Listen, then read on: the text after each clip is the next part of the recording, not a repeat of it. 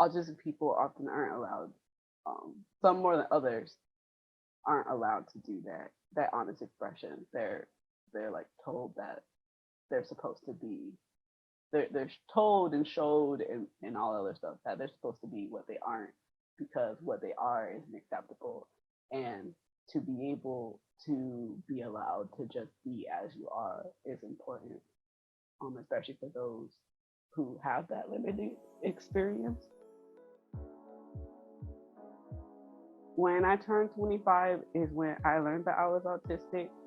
I learned that because I had a really bad autistic burnout that impacted my like motor capabilities, my memory, and a whole bunch of other stuff. And at that time, I was already in an art fellowship. Um, but because of my memory, I like totally forgot what I even said I was gonna do. I learned about like stem dancing. I love to dance, and I like realized that's something that I've been doing. And like stimming is just like anybody does it. Like any thing with the nervous system does it, essentially. And it's just one of the ways that like we regulate, express, but it's also can be beyond that sometimes. Movement has never stopped being a significant method for me to make sense of the world and express my place in it, whether that be like me getting out my frustration by crunching or me praying through steps. Through dance, I've like learned about like dance somatics. Actually, I'm the worst person to define somatics. I believe it's like being more aware of like body stuff. While I was taking my dance somatics class, I also took a partner class, which is very not me. I'm a very solo dancer or like social dancer because I have unfortunately experienced some non-preferred things in the past, and like through that class, I had to like realize because I would be in the classroom for maybe like 5 minutes and then I would leave and I'd be like having a breakdown in the bathroom. And then I had to like really dig deep and reflect. First of all, if I even wanted to stay in the class. But second of all, like my brain was associating like closeness with intimacy and intimacy with like harm. Through dance somatics, I was able to kind of unpack that. I personally have the bias that if you're in any kind of profession that involves people's bodies, you should learn about how people's bodies work. My pet peeve is understanding the ways how like through the dance industry, there's so much trauma and there's so much like forced or progressed disability that didn't have to happen. Um, and so it's just like, do you like yeah, like I like to encourage people like learn about people's bodies, learn about how like different people might like interact with like understanding things.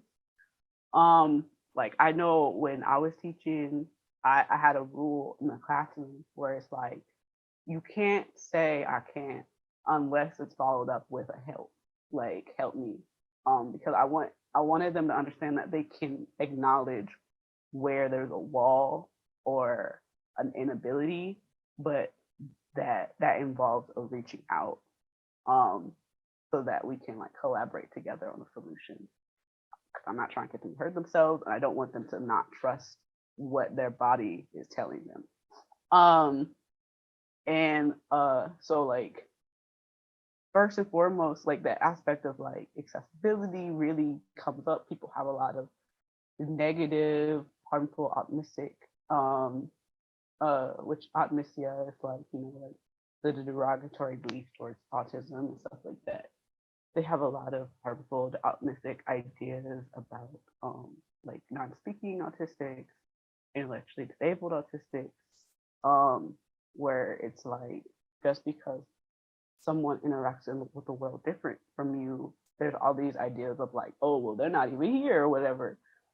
When people just need help and people just need people to like believe in them, like, the same way as everybody else, autistic people often aren't allowed, some more than others, aren't allowed to do that honest expression. They're like told that they're supposed to be they're told and showed and all other stuff that they're supposed to be what they aren't because what they are isn't acceptable.